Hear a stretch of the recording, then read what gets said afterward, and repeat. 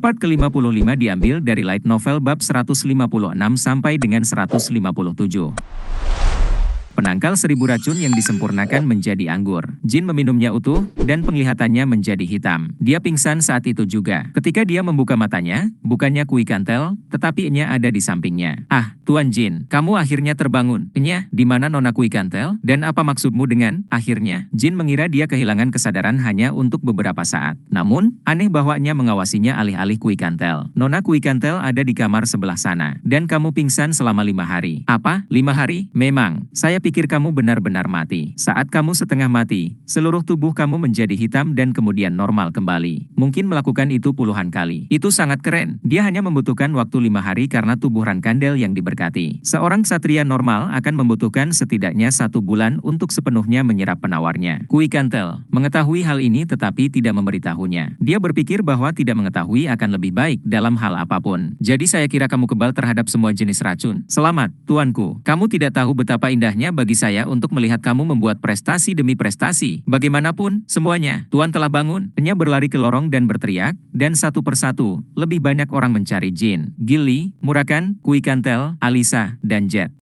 Sementara semua orang berkumpul, hanya Kashmir yang tidak hadir. Dia saat ini sedang berjuang melewati monster laut hitam setelah mengakhiri minuman kecilnya dengan Chiron. Ya ampun, Tuan muda, kerja bagus, dan selamat. Kamu bilang kamu akan keluar dari radar Nameless selama 10 tahun, kan? Kamu harus tetap berhati-hati selama waktu itu. Penangkal 1000 racun adalah obat mujarab yang dapat diserap. Itulah mengapa itu diturunkan ke algojo terbaik Nameless. Kui Kantel duduk di tempat tidur. Saya pikir kamu akan pingsan setidaknya selama seminggu, tetapi kamu bangun dalam 5 hari. Ada juga niat bagimu untuk beristirahat, jadi jangan terlalu memikirkannya. Saya tidak merasa buruk sama sekali. Mengkonsumsi tanpa diketahui lebih baik. Jika saya mengetahuinya, maka itu akan sangat menegangkan. Selamat, Tuan muda. Kekebalan 1000 racun. Kamu telah mencapai apa yang diimpikan oleh kebanyakan ksatria. Hei, bocah, minum ini sebagai perayaan. Murakan memberinya piala berisi cairan hitam tak dikenal. Apa ini? Ini. Saya tidak berpikir ini adalah sesuatu yang bisa diminum manusia. Mendesis, mendesis. Gelembung pecah dan asap mengepul darinya. Menurutmu apalagi itu? Ini racun. Saat kamu tidur, Jet mendapatkannya dari Fairmont Black Market. Minumlah. Saya ingin melihat kekebalan untuk diri saya sendiri. Murakan, apakah kamu gila? Dengan serius, bereksperimen pada saya segera setelah saya bangun? Namun, semua temannya di sekitar tempat tidur tampak seperti sedang menunggu hasil. Bahkan untuk naga yang hidup ribuan tahun, kekebalan bukanlah pemandangan biasa. Bahkan Gilly hanya bertingkah seolah dia sedang menghentikan Murakan. Baiklah, teguk, teguk. Dengan sensasi terbakar di lidahnya, racun itu meluncur ke tenggorokannya. Batuk, rasanya menjijikkan. Wah, tuanku, bagaimana perasaanmu? Wow, dia benar-benar baik-baik saja. Perutku mulai sedikit panas, tapi hanya itu. Racun macam apa ini? Dia berkumur dengan segelas air dari Gilly. Itu adalah sesuatu yang bisa mengakhiri bintang 7 dengan 1 tegukan. Haha, dan kamu memberiku itu? Saya mungkin meneteskan air mata karena saya sangat bersyukur. Ya, kamu kacau di kepala. Kui Kantel mengatakan bahwa tidak ada racun di dunia ini yang bisa langsung melukaimu. Jin menoleh ke Kui Kantel. Itu benar, tidak ada racun yang bisa membunuhmu seketika. Kamu memiliki kekebalan penuh atas yang baru saja kamu minum. Dan di atas itu, jika kamu mendapatkan eksposur yang berlebihan, maka itu akan berbahaya.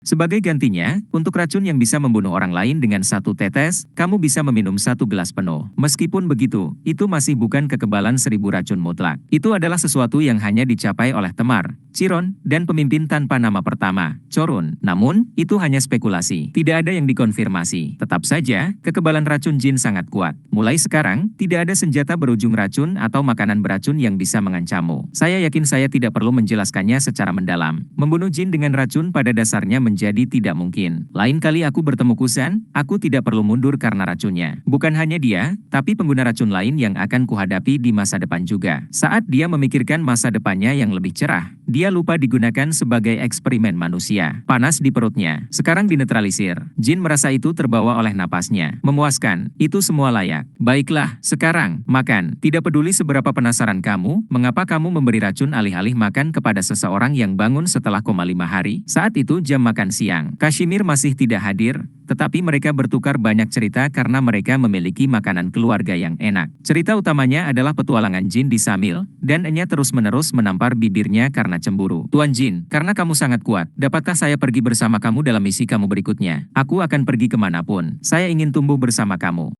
Ya, dia harus mendapatkan pengalaman kehidupan nyata sekarang. Cukup untuk membawa berat badannya sendiri. Tidakkah menurutmu, Kuikantel, kontraktor kamu perlu diikat? Aku tidak menyukainya, tapi kau benar. Saya seharusnya tidak menahannya di sarang, mengkhawatirkan segalanya. Bukankah Miss-nya berlatih dengan Miss Kuikantel dan Lord Murakan? Kudengar dia mendapat bintang 4. Dia diremehkan karena prestasi Jin yang berlebihan. Namun, mencapai bintang 4 pada usia 16 tahun bukanlah hal yang mudah. Hanya penyihir yang diakui secara nasional yang bisa tumbuh secepat itu. Enya tidak menghadiri Akademi Sihir Vermont sebagai sarjana terhormat hanya karena dia adalah kontraktor Olta. Karena dia hanya belajar dari teori dengan aplikasi, pertumbuhannya lambat. Dan dia belum pernah membunuh siapapun sebelumnya. Membunuh? Apakah Miss-nya benar-benar perlu mengalami hal seperti itu? Denting, Kuikantel dengan keras meletakkan garpunya. Jin Rankandel, semua orang di sini adalah sekutu kamu. Itu berarti bahwa kami juga akan menawarkan bantuan ketika kamu menjadi pembawa bendera dan bergabung dengan pertempuran hegemoni. Ini akan menjadi perang habis-habisan. Apakah maksud kamunya menjadi bobot mati ketika itu terjadi? Dia berbicara dengan maksud untuk membuat Jin merasa malu. Namun, dia sebenarnya memarahinya. Setelah datang ke Tikan, Enya tidak melakukan banyak hal selain latihan sihir dan bermain dengan anak-anak lain. Tentu saja, dia baru berusia 16 tahun.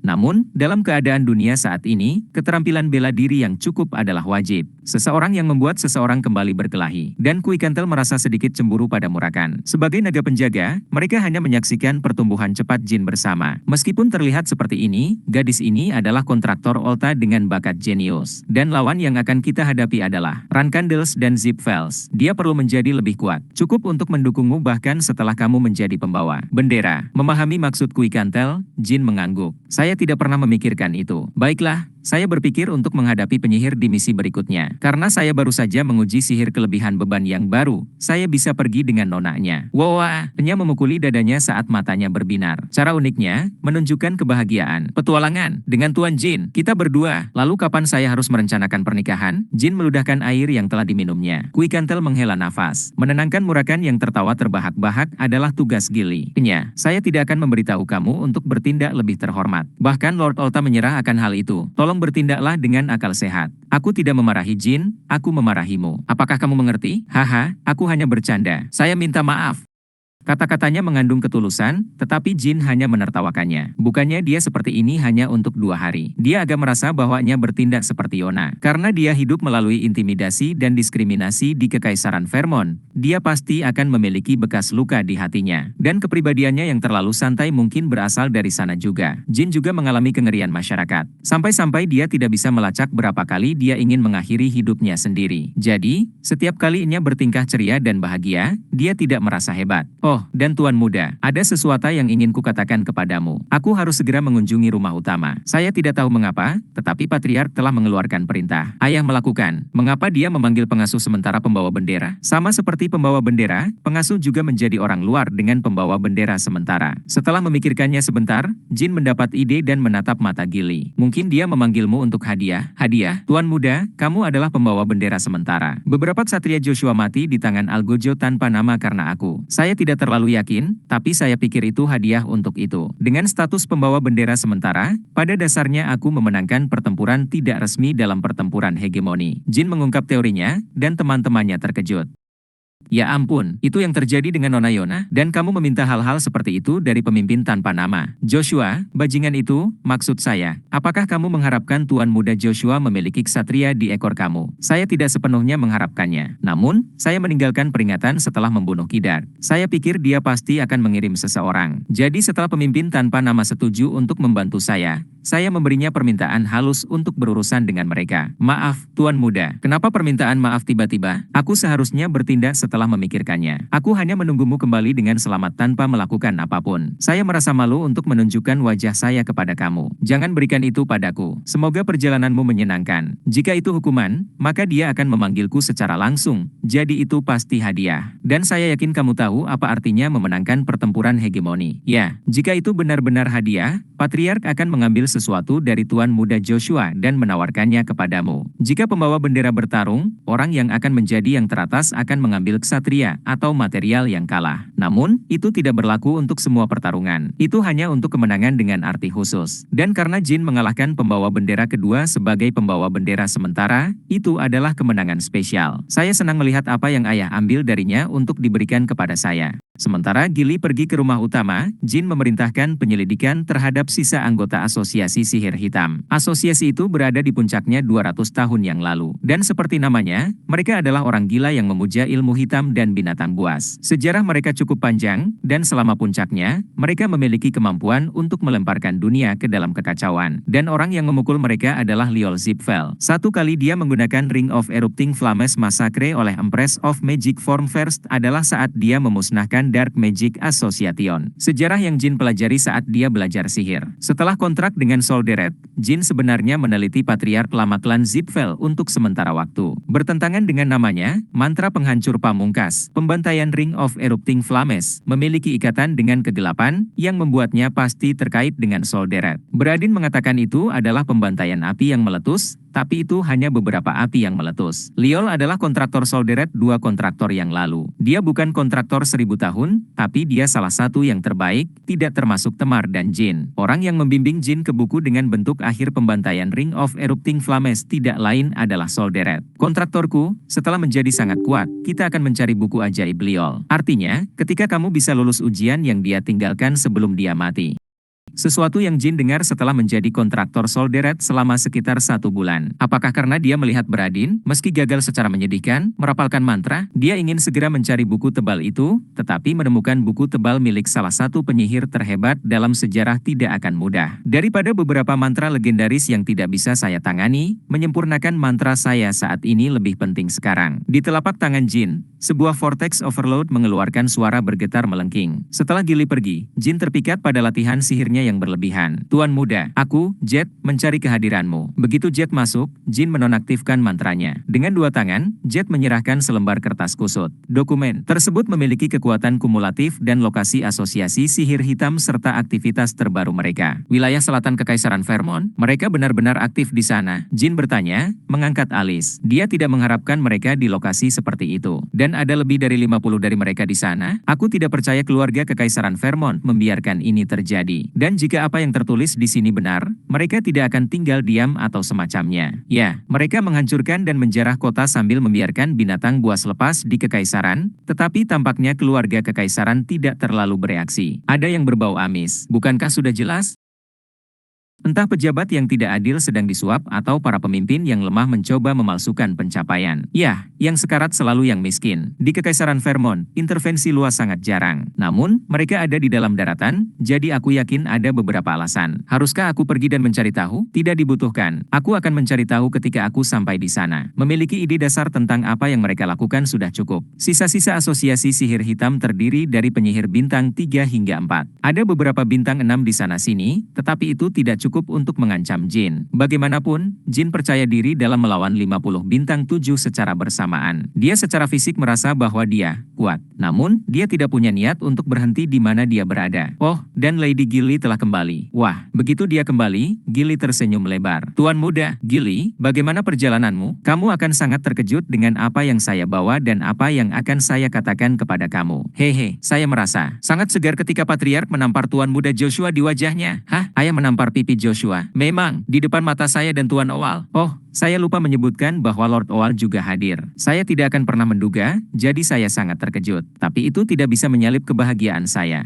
Pemimpin tanpa nama juga ada di sana. Ceritakan lebih banyak lagi. Jadi seperti ini. 4 hari yang lalu, Taman Pedang. Chiron telah meninggalkan Laut Hitam dan mengirim undangan resmi kepada Owl. Dia juga mengirim telegram ketikan untuk memanggil Gilly. Kedua undangan tiba, dan Chiron berdiskusi singkat tentang Yona dengan para tetua. Setelah pertemuan, dia memanggil Gilly, Owl, dan Joshua ke kamarnya. Joshua, ya, ayah, berkat kamu, kepulangan Yona telah tertunda selama 5 tahun lagi. Apakah kamu memiliki sesuatu untuk dikatakan? Tidak, ayah, saya bahkan tidak ingin menyebutkan bahwa pembawa bendera kedua menunjukkan kesalahan terhadap pembawa bendera sementara termuda. Dan aku yakin aku telah memperingatkan saudara-saudaramu tentang satu hal. Apa itu? Kau bilang jangan pernah menyentuh Yona. Tamparan, Chiron menamparnya. Tampar, tampar. Bahkan dari tamparan tanpa aura apapun, pada setiap saat kontak, potongan daging dan darah berceceran di mana-mana. Kalian para pengecut tidak akan pernah melanggar hukumku. Namun, ternyata begitu. Saya minta maaf.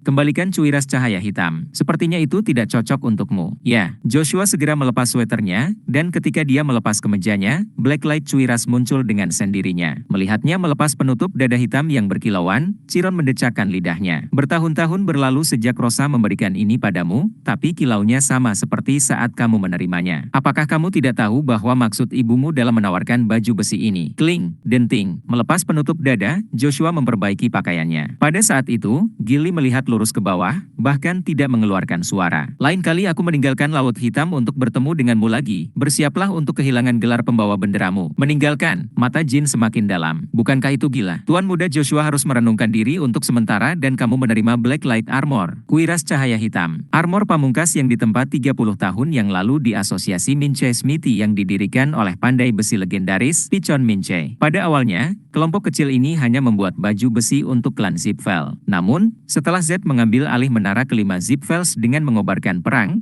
klan Rankandel memperoleh baju besi itu, dan sejak itu disimpan di gudang. Rosa kemudian memberikannya kepada Joshua 17 tahun yang lalu, membantunya saat dia kalah telak dari Luna. Aku mengerti kenapa ayah dengan sengaja menghukum Joshua di depan Gilly dan pemimpin tanpa nama. Juga alasan untuk menganugerahkan Blacklight cuiras. Kenapa menurutmu begitu? Apakah kamu tidak senang, Tuan Muda? Aku tidak menyangka kamu akan setenang ini. Saya gembira, tetapi fakta bahwa Joshua tertabrak. Ayah memberikan beberapa pekerjaan rumah melalui baju besi. Selama waktuku sebagai pembawa bendera sementara, aku harus kembali ke rumah utama setelah melawan musuh terkuat, cukup untuk mematahkan pelindung dada. Ini lebih dekat dengan tugas daripada hadiah. Jadi itulah yang dia maksud ketika dia mengkritik kilau yang tidak berubah. Dia juga memperingatkan pemimpin tanpa nama untuk tidak pernah menggunakan Elder Sister Yona untuk kompromi. Karena dia akan menindak pembawa bendera kedua kapan saja, dia menyiratkan bahwa dia juga bisa melakukannya pada pemimpin Oal. Aku juga merasakan itu. Tampaknya sang patriark memperlakukan Lady Yona dengan hati-hati. Saya tidak pernah tahu. Dia tidak memiliki pengasuh dan pergi ke Samil pada usia dini, jadi saya pikir dia telah diusir.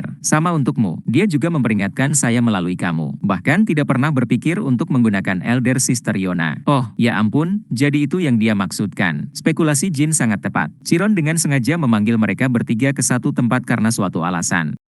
Kakak Yona pasti punya sesuatu. Melihat ayah bereaksi seperti ini, itu pasti kekuatan spesialnya atau semacamnya. Kamu juga punya rahasia. Dia ingat beberapa kata-kata Yona. Saya pikir dia pasti memiliki sesuatu yang besar yang dia sembunyikan. Tapi itu bukan sesuatu untuk diungkap sekarang. Menyadari dan mengatasinya sudah cukup. Mengatur pikirannya, Jin mengangguk. Sekarang aku hanya perlu menemukan lawan yang cukup kuat untuk mematahkan armor baruku. Aku tidak bisa mengecewakan ayah. View, aku hanya merayakannya seperti orang bodoh. Saya tidak tahu bahwa hadiah seperti itu akan membawa beban yang begitu berat. Jin tersenyum pada Gilly. Tidak, itu tugasmu untuk bahagia dengan hal-hal ini. 1 minggu kemudian, Kashmir kembali, dan Jin dan Enya bersiap untuk berangkat ke Kekaisaran Vermont. Kashmir tampak mati karena melawan monster laut hitam selama sebulan. Namun, merasa sedikit berhasil, kedua matanya hanya berkilauan. Ya ampun, sudah lama sejak aku melihatmu, tetapi kamu pergi sekali lagi. Kudengar kau memusnahkan sisa-sisa asosiasi sihir hitam. Ayah saya memberi saya beberapa pekerjaan rumah untuk dikerjakan. Tampaknya santai akan sulit. Selain itu, apakah kamu lupa sesuatu? Maaf, lupakan sesuatu? Kamu bilang kamu lupa sesuatu di Kekaisaran Vermont, jadi kamu pergi selama sebulan penuh. Kamu juga menekankan bahwa itu adalah sesuatu yang perlu kamu temukan sendiri. Jin bertanya seolah dia tidak tahu, dan Kashmir berdeham. Jin sudah tahu bahwa dia pergi ke Laut Hitam atas permintaan Chiron sejak dia pergi. Itu, ya, aku menemukannya dan menyimpannya di ruang penyimpanan abadi Vankella. Aneh, aku tidak tahu kenapa, tapi kau mencium bau darah monster yang menyengat. Dan kamu bilang kamu pergi ke Holy Kingdom of Vankella. Saya tidak berpikir mereka akan membiarkan kamu masuk. Darah monster, lelucon kamu telah meningkat selama bertahun-tahun, Tuan Muda. Bagaimanapun, aku mengkhawatirkannya. Karena aku, yaitu, saya yakin kamu telah menyatakan bahwa asosiasi sihir hitam aktif di wilayah selatan Kekaisaran Vermont. Dan meskipun mereka menghancurkan desa, keluarga Kekaisaran Vermont tidak melakukan apa-apa. Itu benar. Saya tidak begitu mengerti mengapa, jadi apakah kamu punya teori? Kerajaan Vermont terkenal dengan keamanannya. Cukup untuk bajak laut atau bandit normal untuk segera ditangani oleh pasukan pertahanan. Namun, mereka dengan sengaja menahan diri untuk tidak melakukan intervensi dengan musuh yang lebih kuat. Mengapa demikian? Mereka meninggalkannya sebagai permainan berburu para bangsawan. Saya pikir pasukan pertahanan meninggalkan asosiasi sihir hitam sendirian sehingga para penyihir akademi dapat menetapkan prestasi. Seperti halnya Kashmir adalah mantan pangeran Kekaisaran Vermont, dia tahu betul tentang cara kerja para bangsawan. Saya khawatir karena itu. Jika Nya bertemu dengan para bangsawan yang menggertaknya, dia mungkin mengingat beberapa kenangan yang tidak diinginkan.